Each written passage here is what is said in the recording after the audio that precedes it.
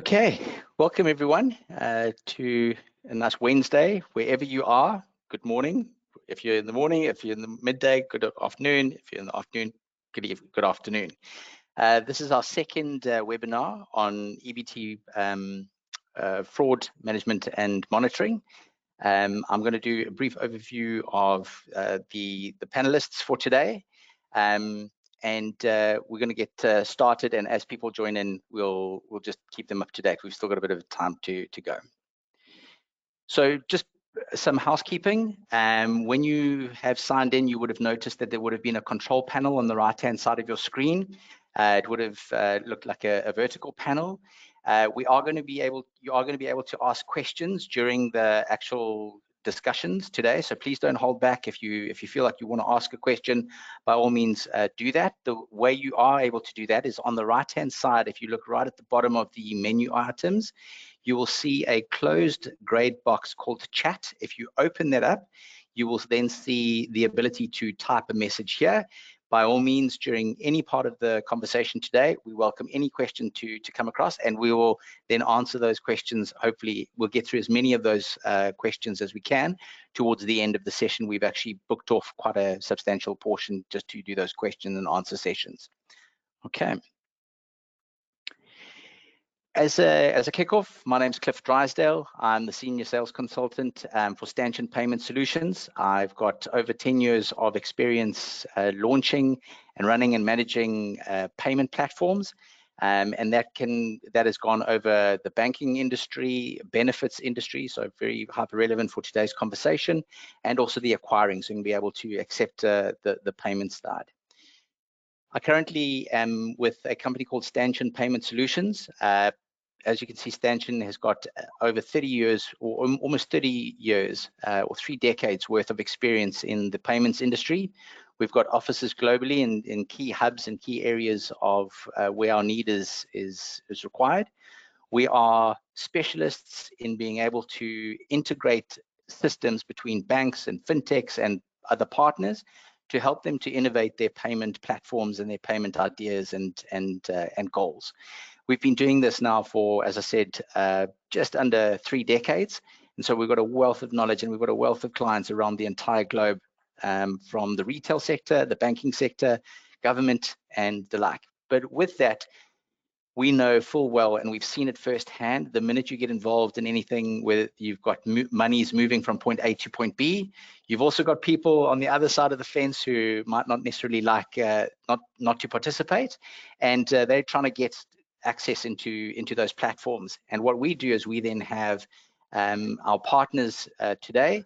So we've got Stacey and Yugan. I'm going to hand over to them to introduce themselves officially, but without iNetco and their products and services, we wouldn't have like as robust as an offering to our client base. And so with every kind of payments and transactions request that we've got, we always try and bring in our fraud monitoring and analysis teams or partners in the form of iNetco. And I'm going to hand over then to Stacey and Yugan. Great, thanks Cliff, and a huge thank you to our partner Stanchion for inviting both myself, Stacey, and Yugan to be a part of this timely webinar. Let's go to the next slide.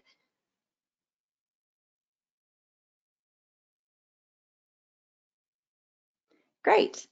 Thank you. Now, before we dive too deep, I'll take a minute to tell you a little bit about iNetco and how we help protect EBT beneficiaries from what we refer to as bad actors. iNetco is a fintech company started in Vancouver, Canada. We are a global provider of real-time fraud detection and prevention solutions built specifically for payment transaction environments. iNetco's mission is to provide a whole new level of visibility and AI-driven speed and precision to help organizations such as yourself outsmart fraudsters, protect beneficiaries, and stay ahead of new threats. So currently, iNetco's customer base includes EBT SNAP agencies, banks, payment processors, national switch providers, and other payment service providers in about 27 different countries. Next. And with that, I'm just going to turn off my camera as well so that we can focus on these slides. There we go.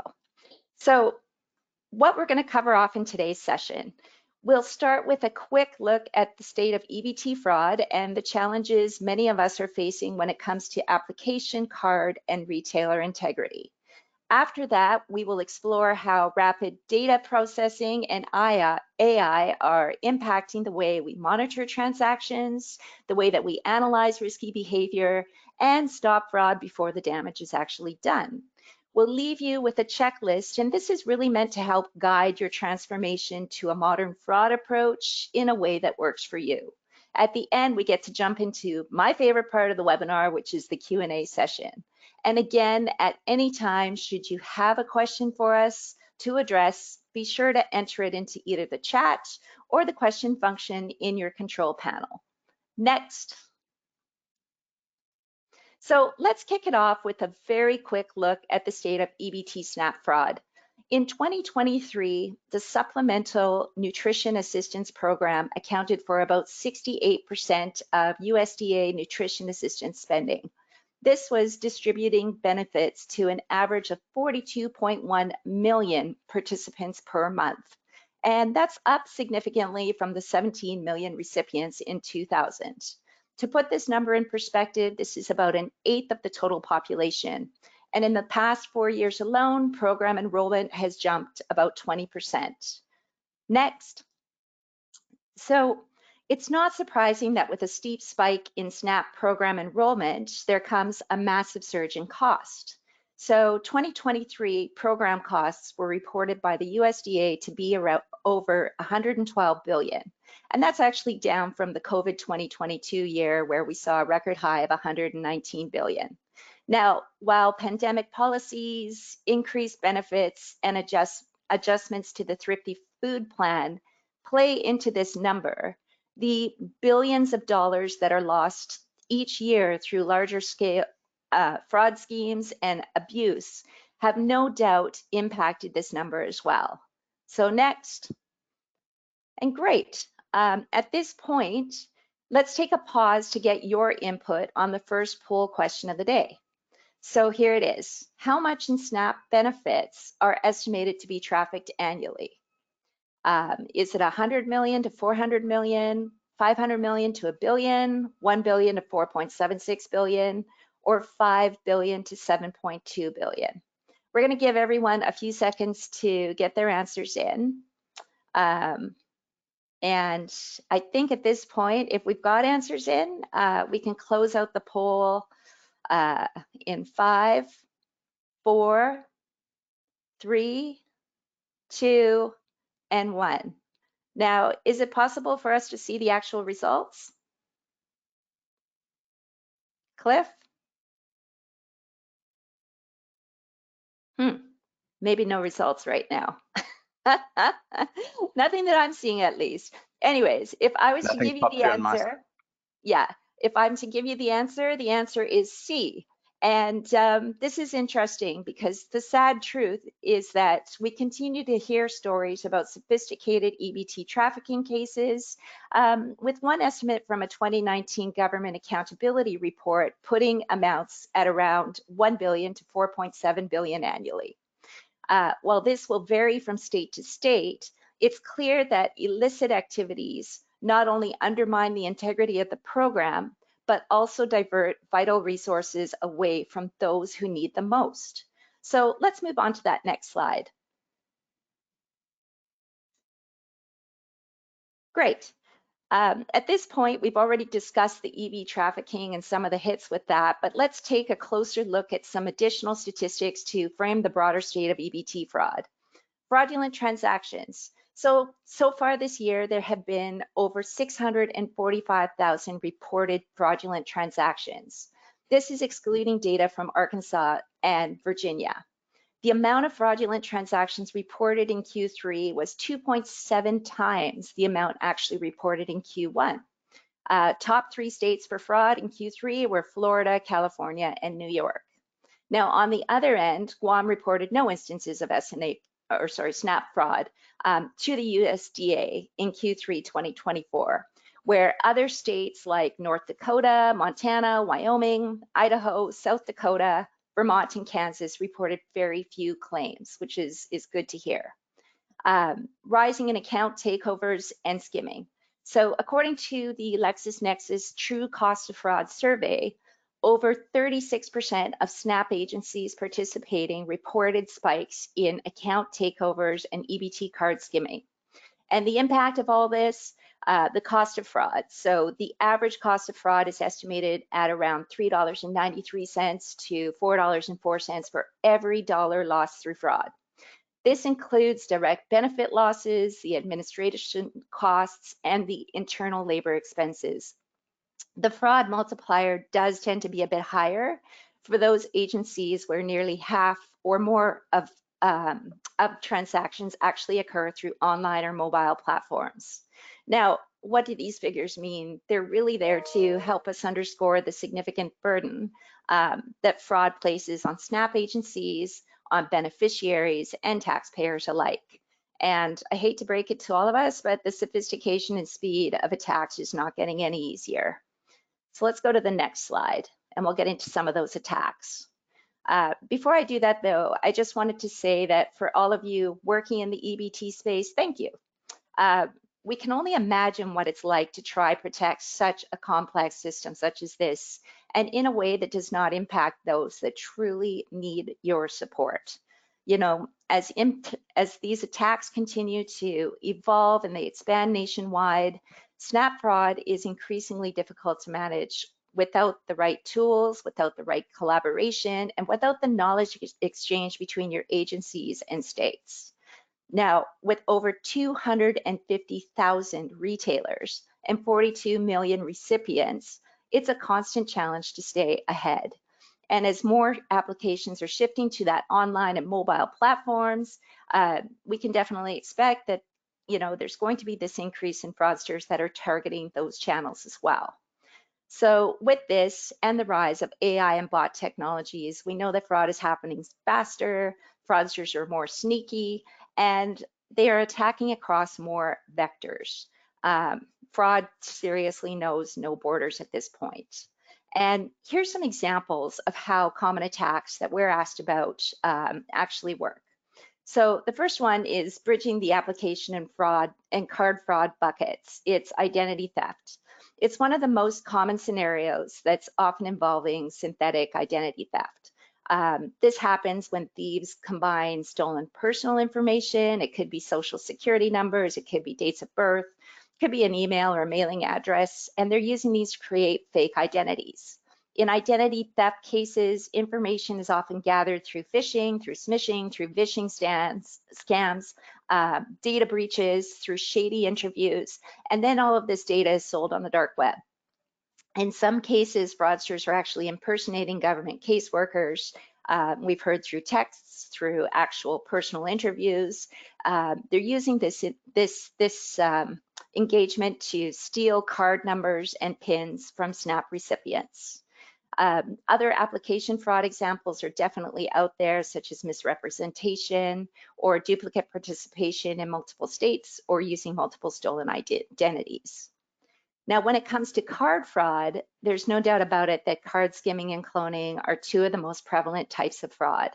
Fraudsters copy information from a magnetic strip on EBT cards, usually using a small discrete piece of hardware that's attached to, let's say, an ATM or a point of sale terminal or self-checkout kiosk. And this is allowing them to clone cards for fraudulent transactions. This happens everywhere, from corner stores to large retailers like Walmart. You know, it's a myth that this only happens at small corner stores. It's definitely happening everywhere. Other things that fall into this card fraud bucket would include the EBT card trafficking and account takeovers that could also engage fraudsters and have them seeing access to accounts via cards to make unauthorized transactions. In the retail fraud bucket, we're seeing attacks such as rogue POS terminals or the manipulation of payment terminals to gather a victim's card information. And sometimes this involves stealing terminal IDs and using them with stolen POS devices.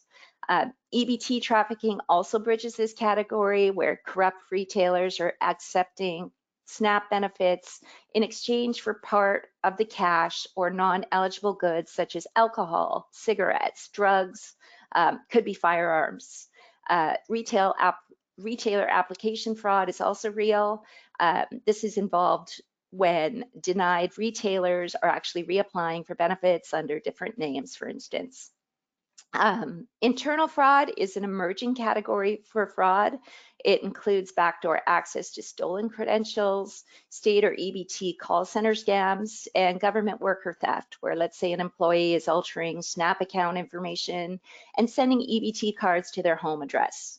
Cyber attacks, these often involve massive data breaches and the dark web, where cyber criminals can access and buy skimmed and cloned EBT card information or find ways to hack state systems. Customer service portals are something to also watch, as they can be very vulnerable with attackers seeking to exploit them to access various account information. Advanced persistent threats, in my opinion, are probably the scariest out of all of these attacks.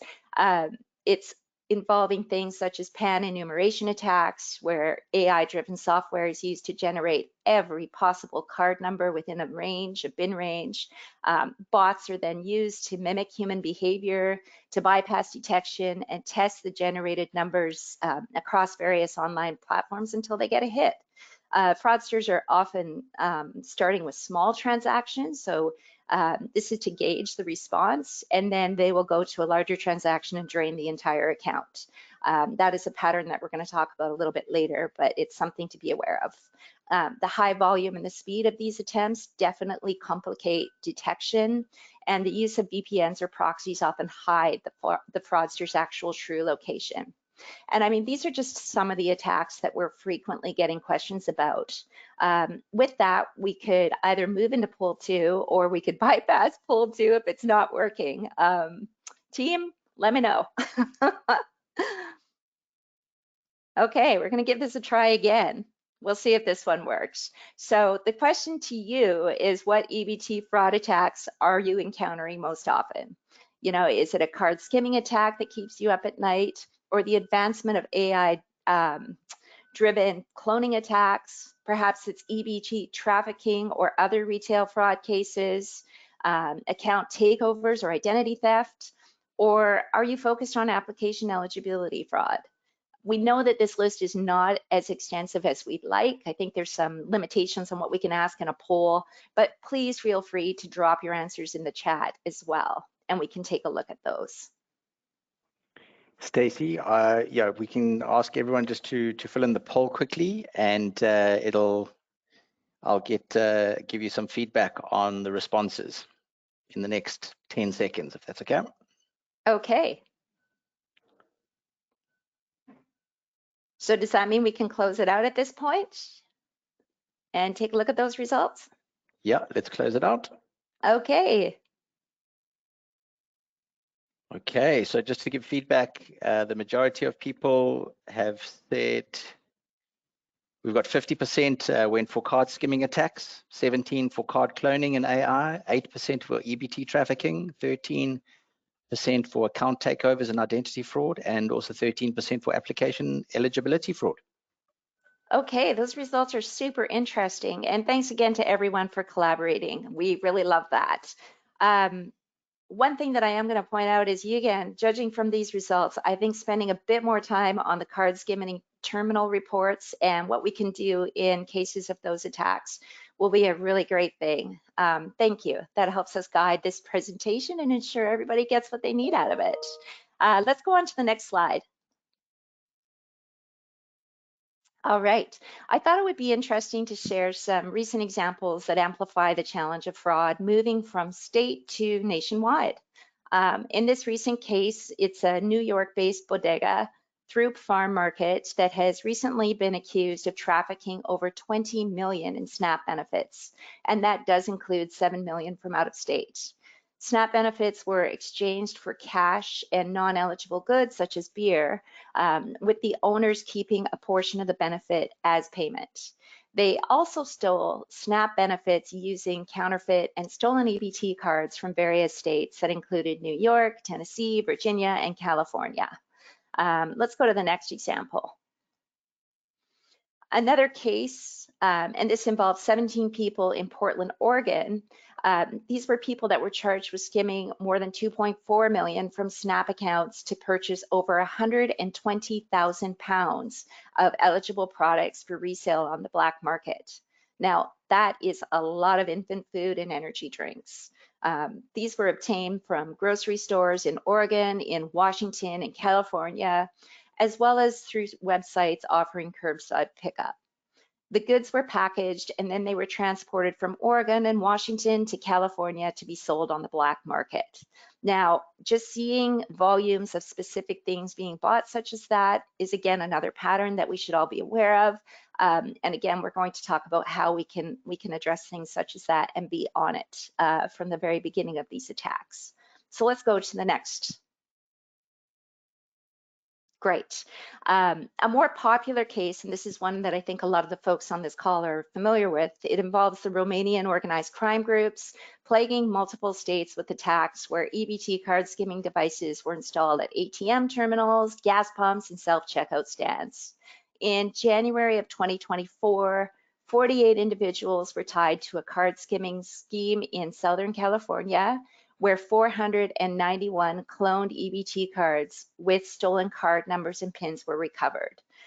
These were loaded with close to $500,000 US. Now, these fraudsters were dressed as panhandlers. They were sitting outside of a store using Bluetooth technology connected to skimmers to steal PIN numbers. This information was used to drain accounts the moment the state released monthly payments. And if we go to this next slide, this is a picture of what those cloned debit cards with the victim's PIN numbers and cash totals written on them actually look like, which is surprising to me when I saw this. They do not look like much, that much damage on a ugly card. The good news is that proactive changes are underway, and we have states such as California and Oklahoma piloting chip and tap cards as a way to offer better protection from scammers.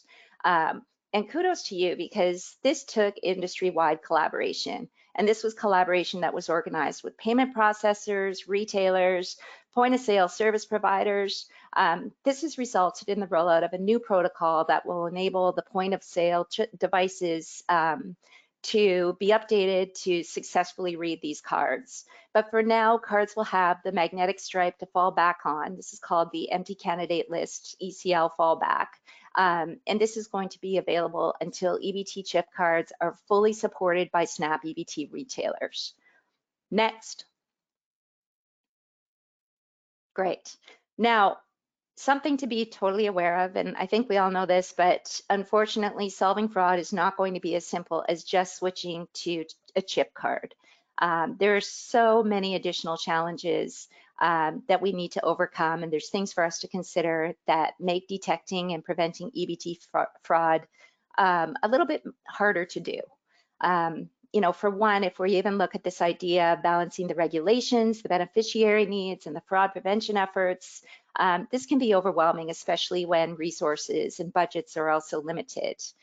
This often hinders the speed and the effectiveness of fraud detection and response. Adding to this is the sheer speed and sophistication of AI-driven fraud, which continues to evolve, and it's coming at us like a freight train with no signs of slowing down.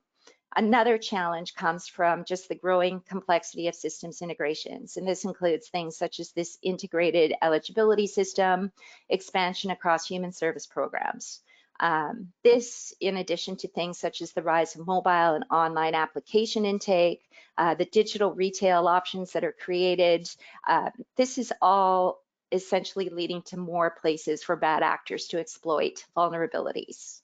And then with the Omnibus bill recently extended to cover stolen transactions through to September 2024, you know, there's a surmountable pressure on agencies to manage fraud prevention and recovery. Along with this, you know, I'm curious to know, and I'm guessing that a number of you are already feeling this possibility and this pressure of dealing with a surge in fraud claims. And if you haven't seen it yet, it's something to consider that might be coming your way. Next. Great. Now, this is probably my favorite slide, but now, while all of this may seem like a lot, it's important to remember, don't panic. Yes, we are facing significant challenges, but together we've got this. By working collaboratively, by leveraging the right solutions, by sharing more knowledge between your partner states and your trusted vendors, we can make a real impact in preventing and addressing EBT fraud. The key is to recognize what modernizing for today's EBT fraud will require to win. And then we need to take the steps to develop your strategy from there. Next. So in today's fast-paced world, protecting government benefits from fraud requires you to action with speed and precision. Take a moment to just consider the critical forces that are shaping the need for a new approach to today's EBT fraud. The only way to stop a bad guy with data is a good guy with better data.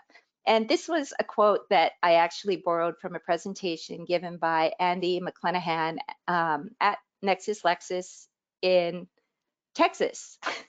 That's a mouthful, in October. It really resonates with me. We know that today's fraudsters have access to large-scale data, and we know they have access to advanced technologies. But remember and remind yourself of this every day, that you have access to better data, and that includes the transaction data goldmine that you're sitting on today. EBT fraud is happening faster than ever. It's not a static problem, and it doesn't wait. Like chaos, it's evolving and it's moving and it's real time, and so should you.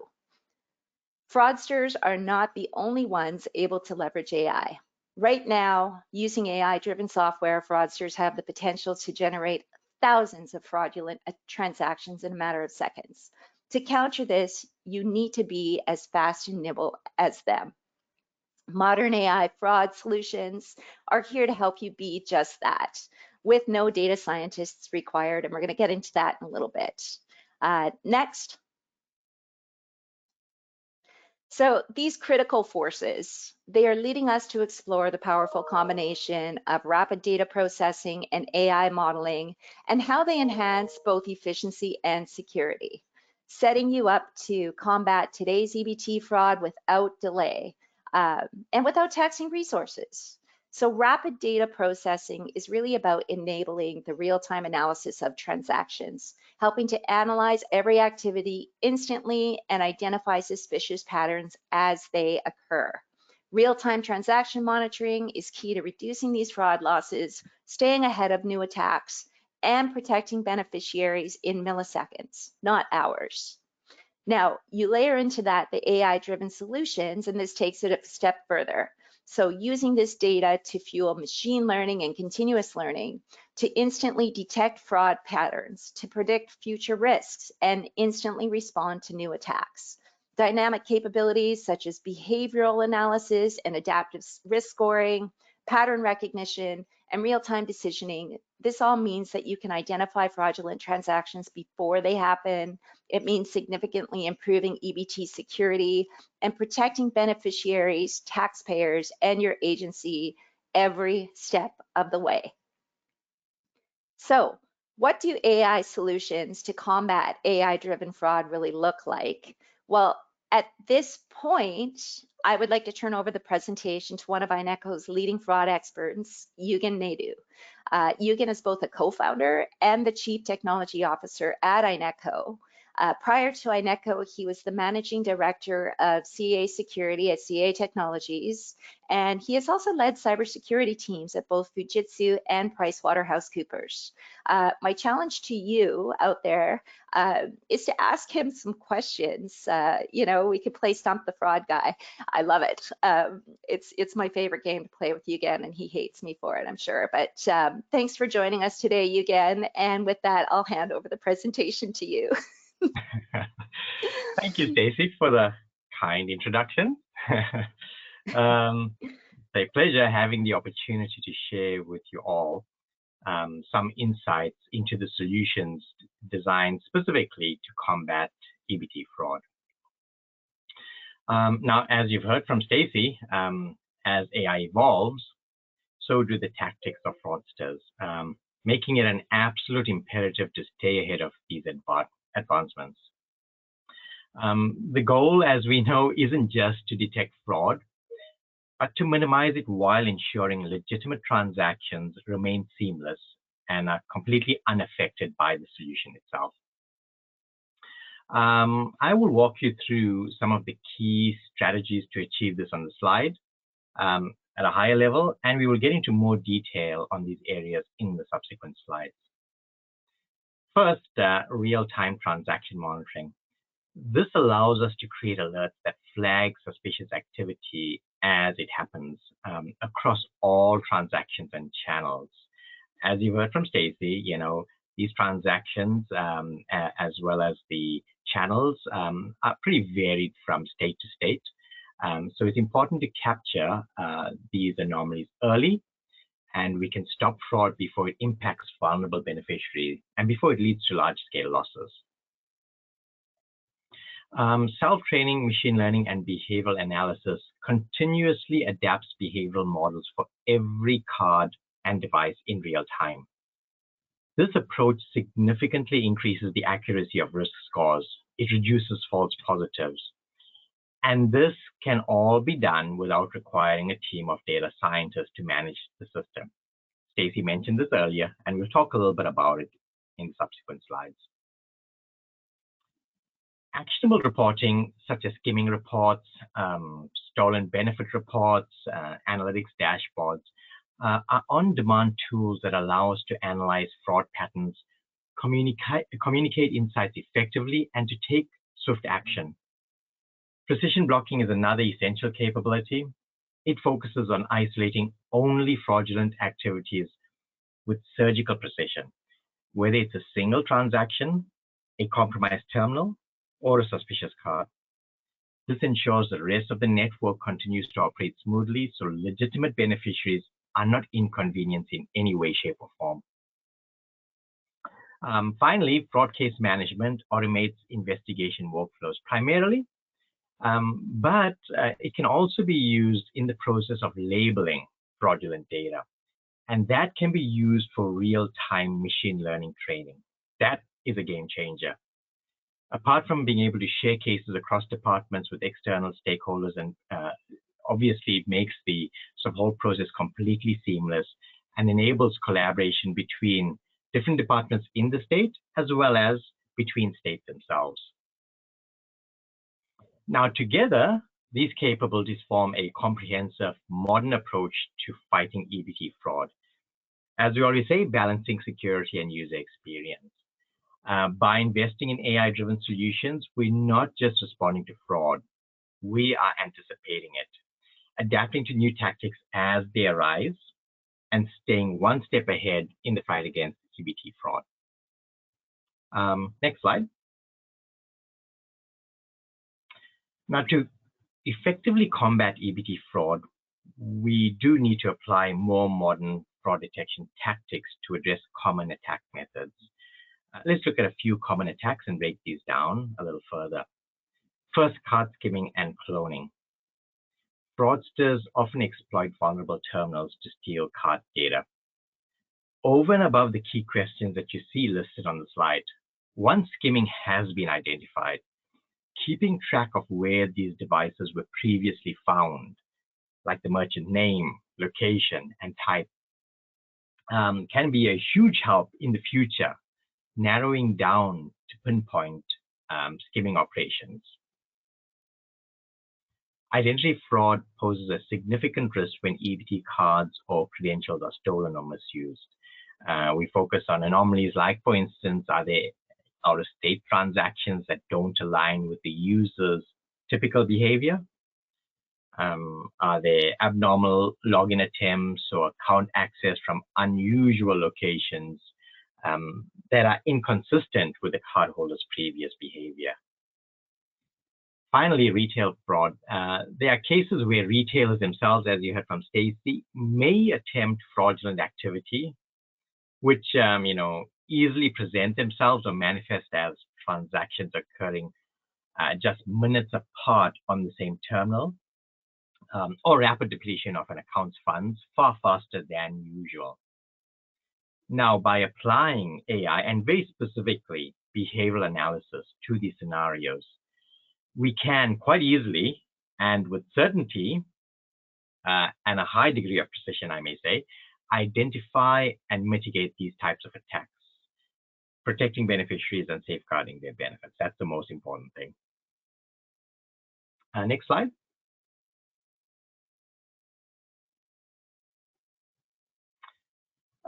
In the fight against EBT fraud, having actionable intelligence is critical. This requires the ability to process and analyze large amounts of data quickly and efficiently. Let's look at how this can be achieved. First is capturing detailed transaction data. It's essential to log all EBT transactions across all channels, as I said earlier, whether it's in store, online, or at ATMs. And this must be done effectively without consuming significant resources. By doing so, we create a rich data set that can be mined for patterns and anomalies.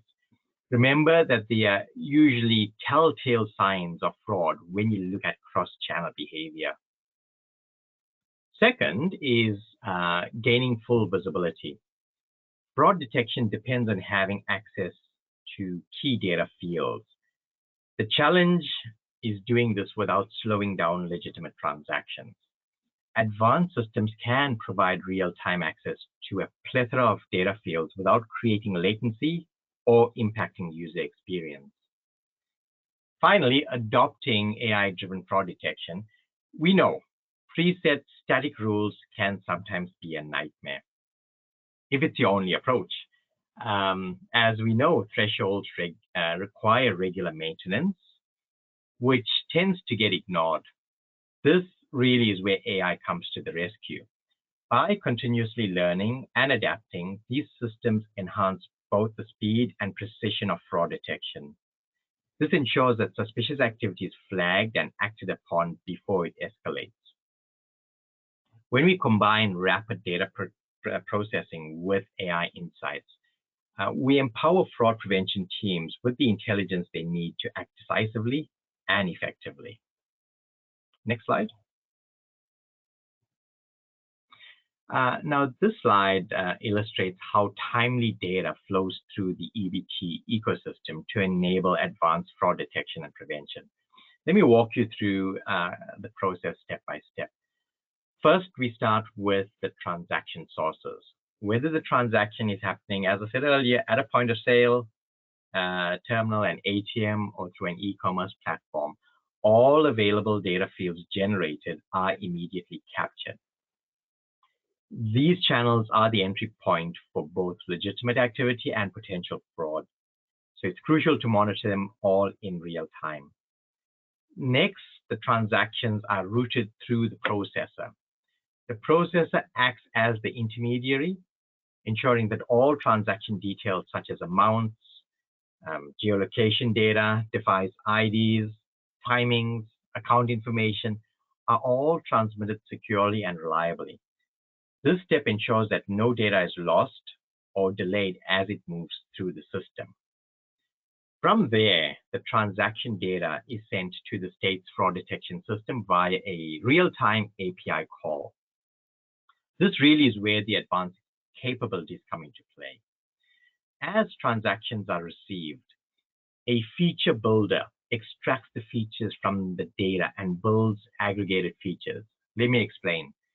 For example, counts of the volume and value over various durations of transactions for the card at specific merchant categories. And this is done to assess the likelihood of fraud on a real-time basis, making use of the user patterns, behaviors, and historical data. Real-time alerts are triggered if suspicious activity is detected, enabling immediate intervention where required. Case management tools organize and prioritize flag transactions for investigation, helping fraud analysts focus their efforts a little more efficiently. And lastly, continuous learning models are updated as the cases are closed to improve detection accuracy over time, ensuring the system evolves with emerging fraud tactics. By leveraging this timely and detailed data, the system creates a seamless loop of monitoring, detection, and prevention, stopping fraud before it impacts cardholders while keeping legitimate transactions flowing smoothly. What should be noted here is that while real-time processing of data is the best form of intelligence for a modern EBT fraud solution, data can also be accessed in other ways, such as daily or hourly file ingestion. Next slide. So having seamless access to ready-to-use data doesn't just make catching fraud easier. It redefines what's possible in terms of visibility and analysis. Traditionally, data has always been fragmented. Many systems only provide partial transaction details, and monitoring often happens in near real time, or worse, through batch processing. The gaps and time lapse generally would create blind spots where fraud can thrive. Without a complete picture, detecting the subtle patterns that the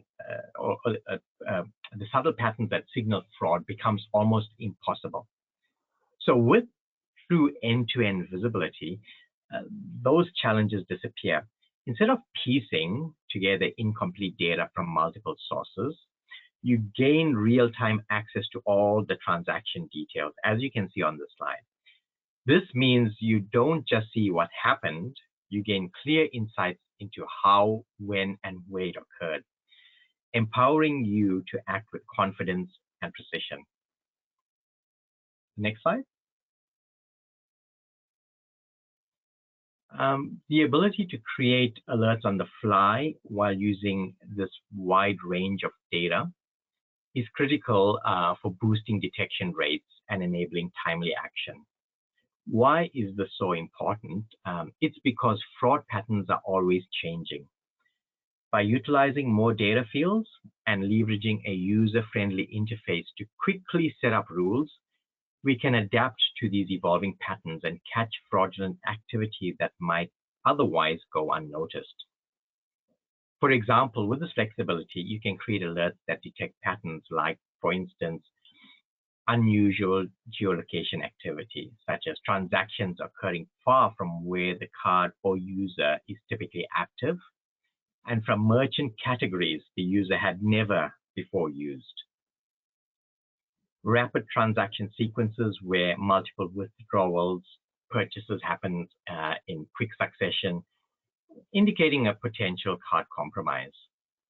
Suspicious terminal behavior, like repeat use of a single terminal for multiple cards, often a sign of skimmed card usage.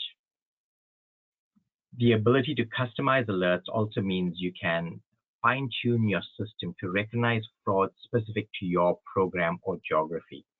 Whether it's identifying persistent attacks targeting a particular set of cards, or flagging transactions tied to blacklisted terminal IDs, the more data you can include in your rules, the sharper your detection becomes. Next slide. Okay, so this is the slide Stacy was a little excited about, and I'll go into a little detail here. So skimming attacks are one of the most persistent challenges in combating EBT fraud. These attacks rely on the element of speed, and our ability to respond just as quickly is critical. That's why creating actionable skimming reports in minutes, not weeks, is a breakthrough. Let me explain how this works. And like I've been saying, first is the automated data collection. With advanced monitoring systems, we can continuously capture transaction data, including card acceptor name and location, terminal IDs, as well as heuristic data. This ensures that all the necessary details are readily available without having to put in a request that may itself take hours, days, even in some instances, weeks to get your hands on that data. Next is the real-time pattern recognition. AI and machine learning algorithms analyze this data in real time to identify patterns associated with skimming. For example, if multiple EBT cards are used at the same terminal within a short time frame, or if unusual withdrawals are occurring, the system flags this as potential fraud, right? From these potentially fraudulent transactions, we can trace back the activity on each of these accounts. And we can trace back to a common terminal used in the past by these very cards that were flagged, very much like the process of triangulation. This helps us pinpoint exactly where the skimmer was placed and where the cards were initially compromised. Finally, dynamic reporting tools. These tools allow fraud analysts to generate detailed reports on compromised terminals, impacted accounts, and suspected fraudulent activity within minutes. That's a key differentiator here, within minutes. The reports are fully customizable and can be shared immediately with enforcement teams, state agencies, or even directly with the retailers for resolution. So instead of spending weeks manually investigating skimming cases, fraud teams can act almost instantly to block compromised terminals, notify affected cardholders, and stop further unauthorized activity. Next slide.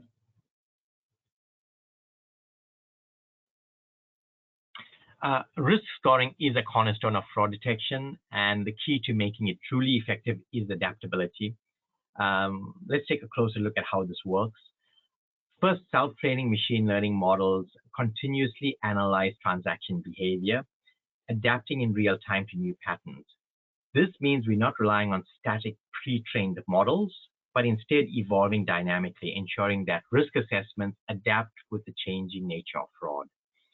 Second is analyzing behavior at multiple levels, and this is key.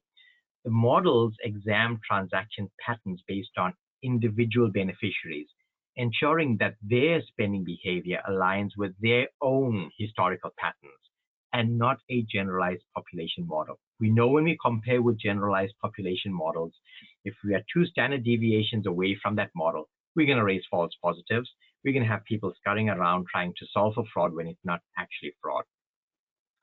Devices or terminals are no different to profiling every EBT cardholder. We can profile every device or terminal. We can identify potential rogue terminal activity by its transaction behavior, and we can take immediate action on these terminals by rate limiting or blocking transactions coming from these terminals. Next slide. Fraud case management is more than just working through suspicious activity. It's about enabling your teams to work together effectively to resolve cases quickly and accurately. I'll just highlight 2 critical ways we make this happen. First is on the transparency in risk scoring. So instead of operating as a black box, giving a risk score without necessarily any details, the solution should provide clear explanations for why a specific transaction received a particular risk score. It displays the features and the values that influence the score in plain English. We call this explainable AI. This means that even a user unfamiliar with the system can understand the reasoning behind a score in seconds. Transparency like this empowers your team to make faster, more informed decisions. The second important area is the power of supervised feedback. When an analyst marks a transaction as fraud or confirms it is legitimate, this feedback is used to update the system's understanding of the customer or the card. Here's why this matters. The system places more importance on human input from these decisions than its own automated predictions. This approach ensures that the system learns from real-world expertise and past cases and continuously improves its ability to detect fraud accurately. Next slide. Now, once you have access to this data, it opens the door to something incredibly powerful, and that's actionable analytics. These insights aren't just useful for detecting fraud, they also enable real-time intelligence sharing across your team. With fraud analytics dashboards, we analyze the where, when, and how behind every transaction. This means you can understand how beneficiaries, and more importantly, bad actors, are utilizing Snap cards. For example, take the case of this dashboard flagged customers by transaction volume. By identifying customers who are conducting a high number of transactions within a specific period, we can pinpoint potentially suspicious activity by overlaying map views together with a timeline, as you can see in this visual. We can then very quickly identify card misuse such as trafficking, or it could highlight operational issues like improper merchant activity. Next slide.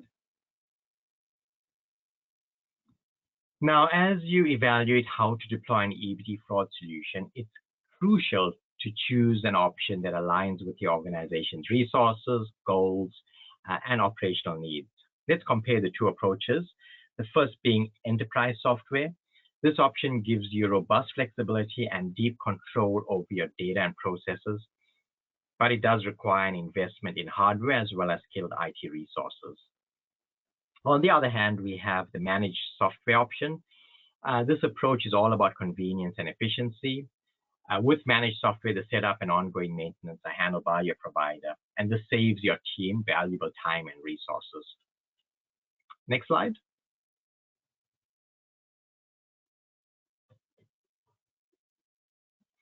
And now we're all starting at different points in our journey to detect and prevent EBT fraud. And it's important to recognize that there's no silver bullet solution. However, there are key steps you can take to assess where you are today and what you need to effectively combat EBT fraud. On this slide, I'd just like to highlight two transformative points: real-time transaction monitoring and individual models for cards, users, and devices. Currently, many states rely on processors that provide transaction data in daily batch feeds.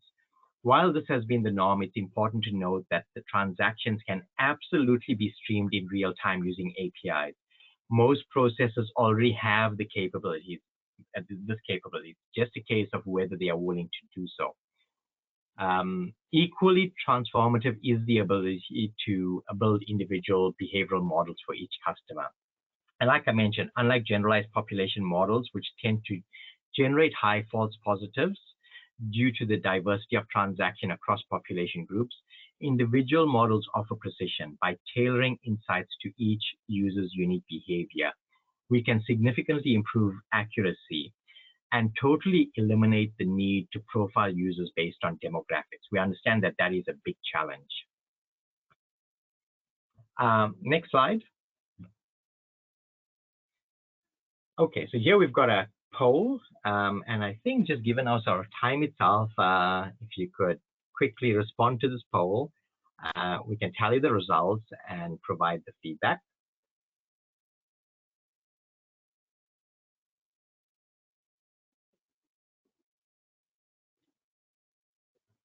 Okay, I think we can look at the results, Cliff.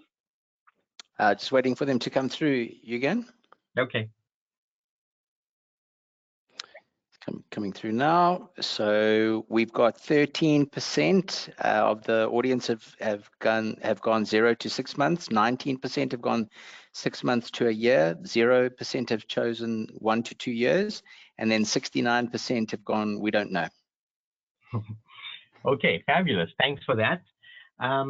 So we can discuss these statistics during the Q&A as well, but I'd just like to wrap up very quickly. If you can go to the next slide. It's my final slide. Basically, I know I've covered a lot, and just a couple of final thoughts. You know, one thing has been clear is that combating fraud is a constant game of cat and mouse. Each time you implement a new control, fraudsters adapt and look for the next vulnerability to exploit. So as you work to address immediate needs, it's critical to consider the broader coverage of your solution. Anticipate the next potential target and ensure that your approach is flexible and forward-looking to stay one step ahead. Implementing an EBT fraud solution isn't just a technology solution. It's a transformational shift in how we combat fraud.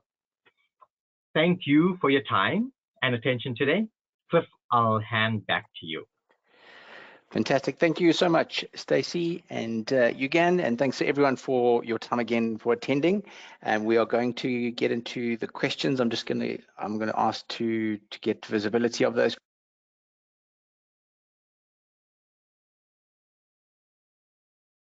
Just going to have a look here.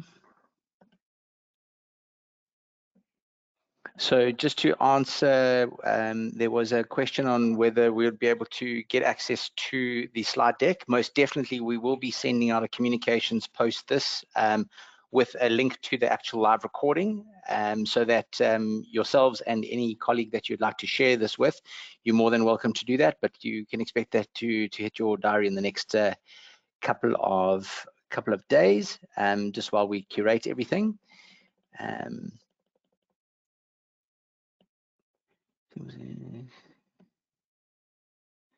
I'm going to turn on my video just so that everyone can see that I'm still a real human. Can the organizer just send me the list of the questions, please? I can turn my video on too. Hi. Thanks. Thanks, Stacey. Okay, so while those questions are going to come through, I've put on the screen just the three of us. You're more than welcome. These will also be attached to the end of the presentation. It is part of the presentation. We would love the opportunity, if this is of interest to you, and how we can actually help and assist you in combating this fraud attack, these fraud attacks that are currently happening and also will advance in future. We've got a wealth of knowledge and history in being able to do that, and we welcome every conversation and every engagement. So please don't feel scared about reaching out, and we can set up that time with the three of us.